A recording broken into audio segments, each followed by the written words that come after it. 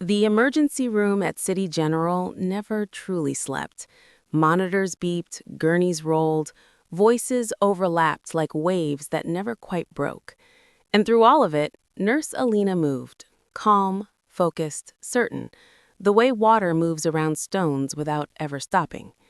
She had worked this floor for 6 years. She knew every corner, every shortcut, every face that meant trouble before trouble arrived.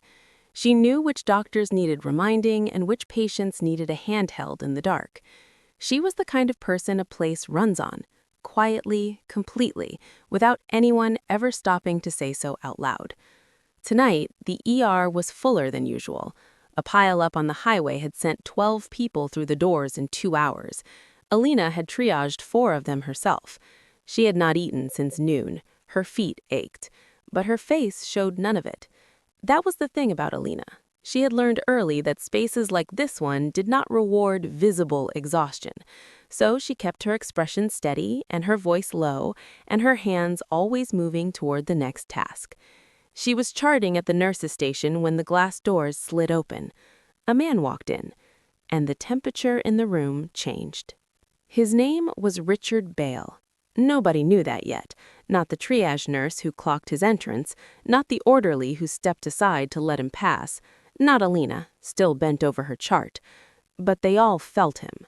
That was the thing about men like Richard Bale. They had a way of filling a room before they opened their mouths. He was tall, sharp-suited, the kind of expensive that announced itself without trying. His jaw was set like a locked door. He moved through the waiting area the way people move through spaces they believe belong to them by right. His wife had been brought in 20 minutes earlier, a fall at home, possible fracture. He had been parking the car when it happened, and that gap, those 20 minutes when someone he owned had been handled without his permission, had built something ugly inside him all the way from the parking deck to the entrance. He reached the front desk. The intake nurse smiled up at him. He did not smile back. "My wife," he said. "Eleanor Bale. Where is she? Why hasn't anyone updated me?" The intake nurse began to explain the process, calmly, professionally. He cut her off before she finished her second sentence. "Get me someone who actually knows what they're doing." Alina heard him before she saw him clearly. The voice was loud in the specific way that meant it wanted an audience, not just an answer. She looked up from her chart. Richard Bale was standing at the desk now, leaning slightly forward, his posture the shape of a man who had decided that politeness was something other people owed him. She set her pen down. She had handled difficult visitors before. Family members scared out of their minds sometimes sounded exactly like this. Fear dressed itself in anger more often than anyone liked to admit. So she walked over with the same open expression she always wore and positioned herself beside the intake nurse. "Sir," she said, "my name is Alina. I'm the charge nurse tonight. Can I help you find some information?" He turned to look at her. His eyes moved over her face, her scrubs, her name badge, fast, assessing, dismissive. "You," he said, "are you the one who took my wife back?" "I was part of the team that—" "She's been back there for 20 minutes and nobody has told me anything." His voice sharpened. "I want an update now. Not in 5 minutes. Now." Alina kept her face calm. "I understand," she said. "Let me pull her chart." She pulled the chart. She explained everything clearly, the intake process, the imaging order, the doctor's estimated timeline. She used simple language. She kept her tone warm. It didn't matter. Richard Bale wasn't listening for information. He was listening for a reason. "That's completely unacceptable," he said loud enough for the waiting area to hear. 25 minutes and you haven't even confirmed whether the X-ray has been ordered." "The order is in the system, sir. It's—" "Do you understand who I am?" He took one step closer. "Do you have any idea what a phone call for me does to a place like this?" Alina did not move back. She stayed exactly where she was, hands at her sides, voice steady. "I understand you're worried about your wife. That's completely reasonable. What I need you to understand is that she is being cared for, and the process—" "The process," he laughed, short and sharp and mean. "You're going to explain the process to me? You're a nurse. You follow instructions. You don't run anything here." The room had gone still. Staff at nearby stations had stopped moving. 2 patients in the waiting area were watching openly. A small child gripped his mother's sleeve. Alina did not flinch, but her eyes moved, just once, toward the far corner of the waiting room. In the far corner, half behind a support column, a man sat alone.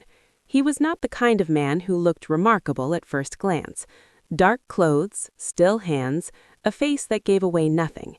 He had come in 40 minutes ago, and since then he had not moved, had not spoken, had not looked at his phone. He had only watched. His name was James Kang, and in this city, that name meant something specific in rooms that most people never entered. It meant careful. It meant calculated. It meant that when James Kang paid attention to something, that something was about to change. He had come tonight because his driver, a loyal man who had worked for him for 9 years, was being treated for a cardiac episode in room 4. He had come as a quiet presence, not a demanding one. He did not make requests of staff. He did not lean on anyone. He sat, and he waited. And he watched a man in a sharp suit lean over a nurse's station and tear into a woman who had done nothing wrong. He watched the way she held still. He watched the way the room bent away from her, subtly, like everyone was already deciding she was on her own. James Kang's jaw tightened. His right hand, resting on his knee, curled slowly into a fist. Richard Bale wasn't finished. He had the room's attention now, and men like him knew exactly what to do with attention. He used it like a blade uses pressure, steady, deliberate, looking for the give. "I want to speak to the administrator on call. Tonight, not tomorrow. I want it documented that this nurse," he pointed, finger, direct, public, failed to communicate adequately with a patient's family. Alina kept her face calm. "I understand you're worried about your wife. That's completely reasonable. What I need you to understand is that she is being cared for, and the process," he laughed, short and sharp and mean. "You're going to explain the process to me? You're a nurse. You follow instructions. You don't run anything here." The supervisor appeared at her shoulder. His expression was careful, diplomatic in the way that meant he was already calculating whose side the paperwork would land on. "Mr. Bale, we deeply value your feedback. I want her name on a formal complaint," Richard Bale said. He did not look at the supervisor. He kept his eyes on Alina. "Tonight." The supervisor nodded, slowly, and Alina felt the floor shift beneath her, not physically, but in the way institutions shift when power leans in a direction. By morning, the complaint had been filed. Alina found out the way she always found out about things that were happening to her, secondhand from a colleague who looked sorry before she finished her sentence. "Management wants to speak with you at 9, the colleague said quietly. "It's about last night." Alina nodded. She said thank you, and did not let her face show what was happening in her chest. She sat in the break room for 4 minutes before the meeting, hands wrapped around a cup of coffee that had gone cold. She had done nothing wrong, she knew that. The chart was clear, the communication was appropriate, every step she had taken followed protocol precisely. None of that, she also knew, was necessarily the point. When she walked into the meeting room, there were 2 people waiting, her supervisor, Daniel, and a woman from hospital administration named Cora, who wore the expression of someone delivering news she found personally inconvenient. "We want to be clear," Cora began, "that this is not a disciplinary proceeding." Alina said nothing. She had learned to wait. "However," Cora continued, "Mr. Bale has submitted a formal complaint alleging that he was treated dismissively and that her wife's care was delayed due to miscommunication on your part." Alina placed her hands flat on the table. "None of that is accurate," she said. "They called it a difference of perception." That was the phrase Daniel used, turning it over carefully like something he hoped would land softly. He watched him say it, and Alina thought about how much effort people put in making injustice sound reasonable. "His perception," Daniel said, "is that he perceived the interaction as dismissive. We're not saying you were dismissive, we're saying his perception." "His perception," Alina said, "was that he could speak to me the way he did and face no consequences." Cora shifted in her seat. "We're asking you to consider a brief review period," she said. "Voluntary, just while you decide whose side to believe." The room was quiet. Alina looked at them both without blinking. She had been in rooms like this before, rooms where the official language was carefully neutral and the unofficial message was perfectly clear. Be smaller, make this easy, let this go. She had let things go before. She was not sure this time that she could. "I'll cooperate with any formal process," she said, "but I want everything in writing, every request, every finding, every decision." She paused. "And I want to know whether the security footage from last night has been reviewed." Something passed between Daniel and Cora. Fast, small, unmistakable. Alina filed it away. Across the city, in a building that did not have its name on the outside, James Kang sat at a long desk and looked at a screen. The footage was clean. The angle was good. Every word Richard Bale had said was captured. The tone, the finger pointed, the supervisor nodding like a flag choosing its wind direction.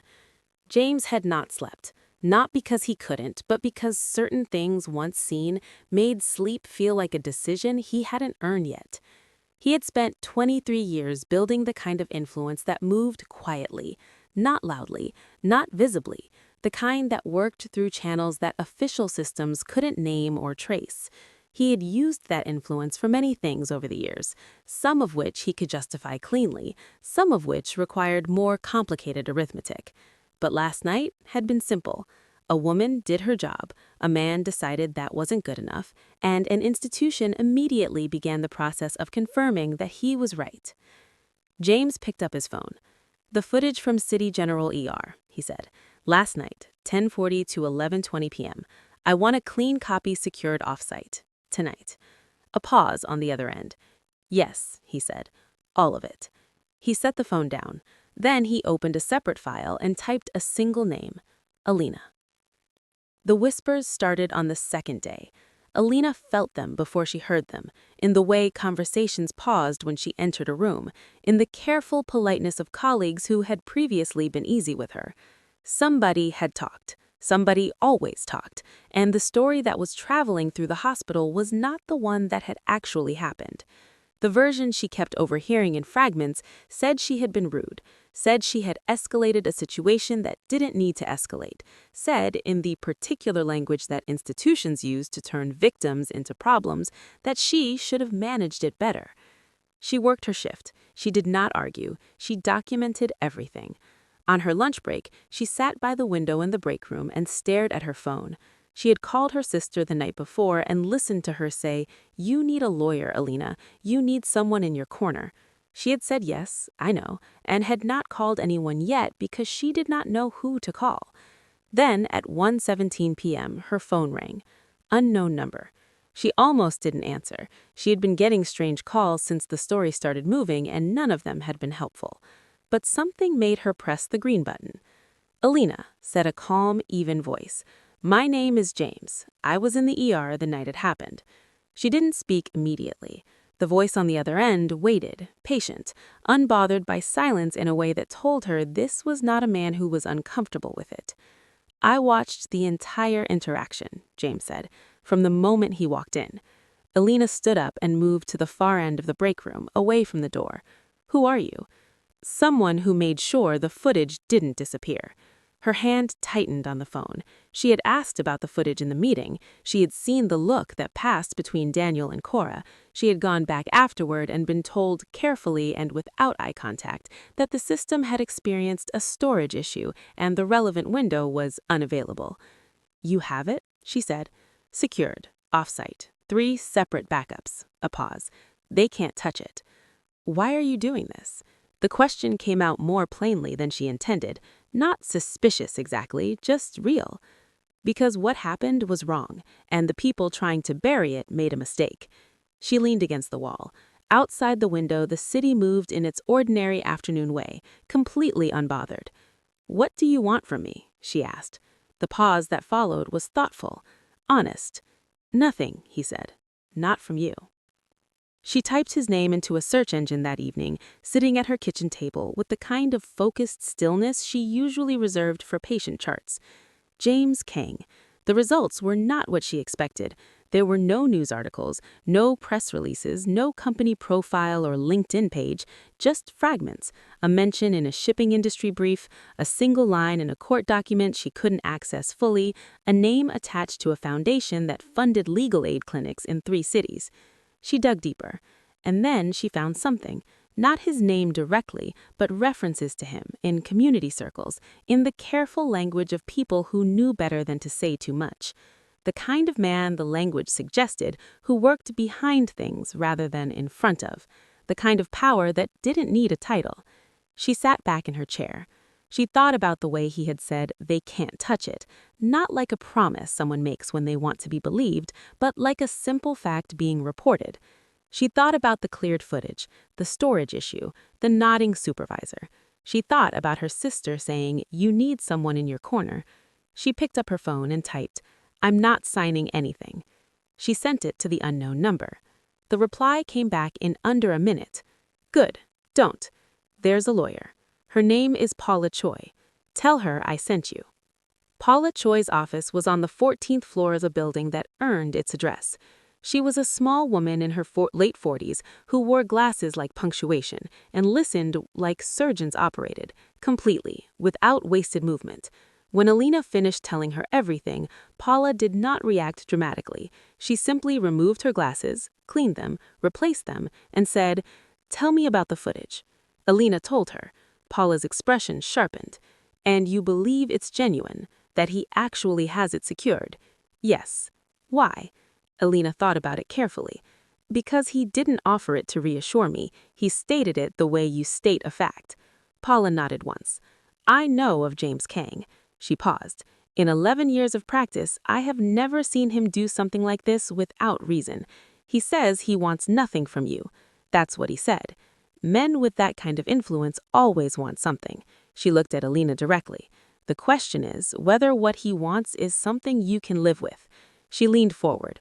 "But that is a separate matter. Right now, the question is your case." She opened a folder. "Richard Bale has filed a formal defamation counterclaim. Your hospital has quietly removed you from the schedule pending investigation." She paused. "And the footage they released to your union shows a 17-second gap." Alina's jaw tightened. "Then we used James's copy," she said. She met him in person for the first time on a Wednesday afternoon. The meeting was in Paula's office. Alina arrived first, settled herself, prepared her expression. She had been preparing for this encounter since the phone call, building a professional distance, a careful neutrality. James Kang walked in, and all of that preparation lasted approximately 4 seconds. He was not what she had imagined. She had imagined someone who looked like power, large, loud, demanding space. He was none of those things. He was composed in the way that very still water is composed, completely, in a way that suggested what lay beneath was something other than calm. He looked at her when he entered, not the way Richard Bale had looked at her, assessing, diminishing, something different, a kind of recognition, like he was confirming something he had already decided. He said, "Alina." I said, "Mr. Kang." He sat across the table, not beside her. He didn't try to manage the geometry of the room. Paula got to the point immediately. The footage, the counterclaim, the timeline. James listened without interrupting. When she finished, he said, "They'll try to challenge the chain of custody." "I know," said Paula. "They won't succeed," he said. Not a boast, not a reassurance, a fact being reported.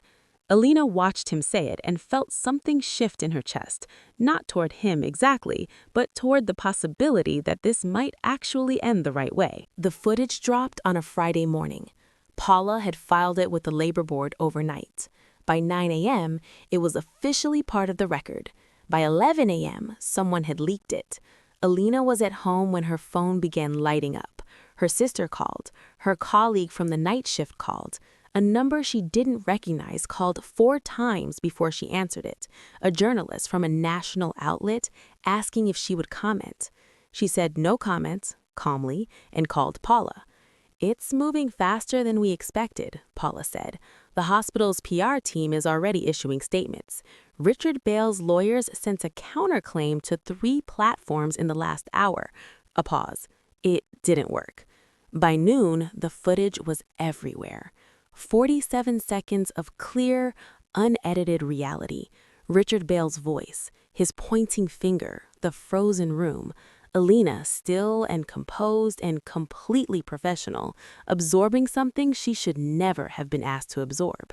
The comments were immediate, hundreds, then thousands, women who recognized the shape of what they were watching, people who had been in that waiting room or one exactly like it, nurses who had been in Alina's position so many times they had stopped counting. Her phone received 600 messages before she turned the notifications off. She sat in her apartment, hands in her lap, and breathed. Then she texted James, "It's out." His reply, "I know. You did the right thing. Don't say anything yet. Let it move." Richard Bale's morning did not go smoothly. His lawyer called at 7 a.m., then his business partner, then someone from the board of the company he chaired, which had recently completed a very public diversity and inclusion campaign that now sat uncomfortably in the search results beside his name. He had spent Thursday nights confident. The hospital had confirmed the footage was removed. His lawyer had filed the counterclaim. The nurse, he had stopped using her name in his own mind, she had become simply the nurse, was off the schedule and silenced and effectively managed. He had gone to bed believing it was over. He woke up to the world watching him point his finger. "Contain it," he told his lawyer. "We're trying," she said, "but it's already been viewed. I don't want numbers. I want it gone." Richard. A pause that carried the full weight of what she didn't want to say. "It's been shared by 40,000 accounts in 3 hours. There is no gone anymore."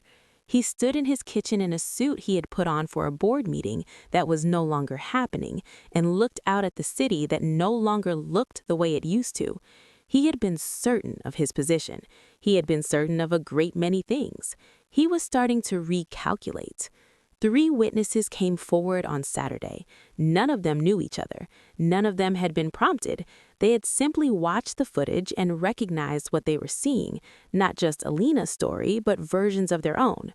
2 were former nurses at City General. 1 was a patient who had been in the ER waiting room that night, sitting close enough to hear every word. Their statements were filed with Paula's office by afternoon.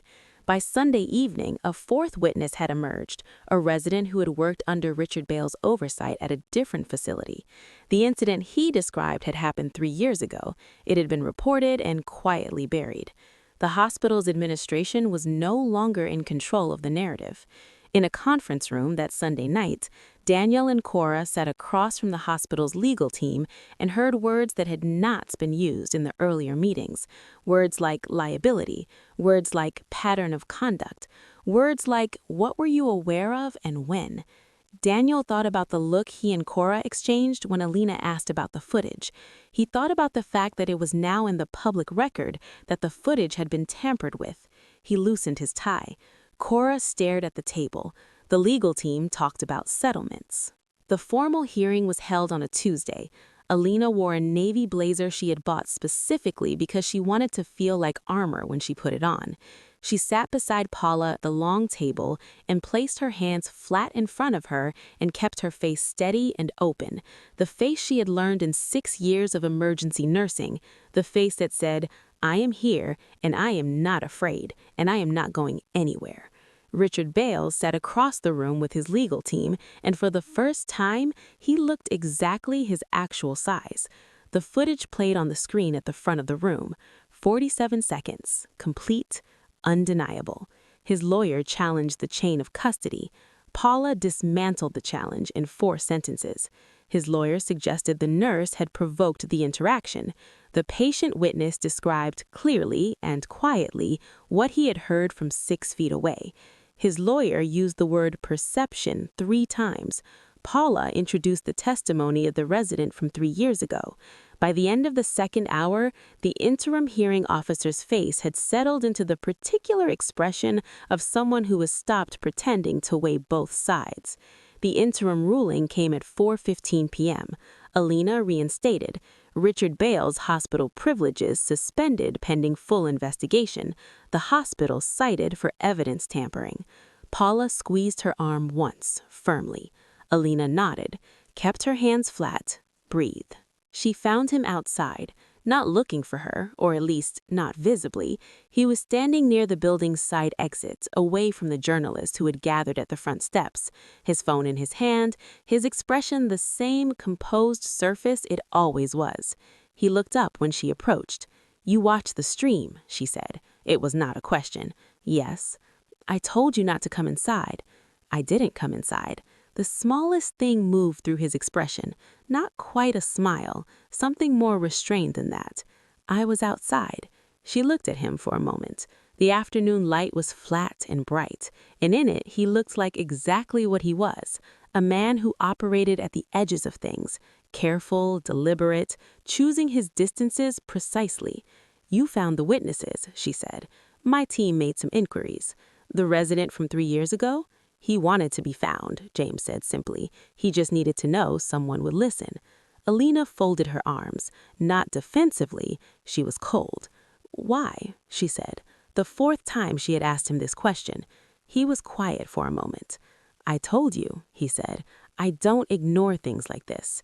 That's still not a full answer. He looked at her steadily. Something in his jaw shifted. "No," he said, "it isn't." 2 weeks later, Richard Bale's hospital privileges were permanently revoked. The hospital board issued a public apology. 3 members of the administration, including Daniel and Cora, quietly resigned within a month. The resident from 3 years ago received a formal acknowledgement of his original complaint and a settlement. The 2 former nurses gave interviews that ran nationally. Alina returned to work on a Wednesday morning. She stood at the nurse's station exactly where she had stood the night Richard Bale walked through the glass doors, and she charted, and she moved through the floor with the same calm that had always been hers. Nothing had fixed what the moment represented. She knew that. She said it clearly in every interview she gave, that one case in one hospital was a beginning, not a resolution, and that the shape of what happened to her was happening to other people in other hallways right now. James texted her that evening, "You were strong today." She wrote back, "We were." A pause, then his reply, "Have dinner with me, not as a thank you, as something I want." She stared at the words for a long moment. She thought about the corner of the waiting room, the careful distances, the man who operated entirely in her favor from entirely in the background, without ever once asking her to be smaller or quieter or more convenient. She typed, "Yes, but we negotiate the rest." His reply took 30 seconds. "Everything," he wrote. "Everything." She smiled, small, private, completely her own, and the city held all its ordinary noise around her, and somewhere inside it, something new had just decided to begin. Thank you for watching this story. If you enjoyed it, don't forget to like, comment, and share. It really helps the channel grow. And if you want more stories like this, make sure to subscribe so you don't miss the next one.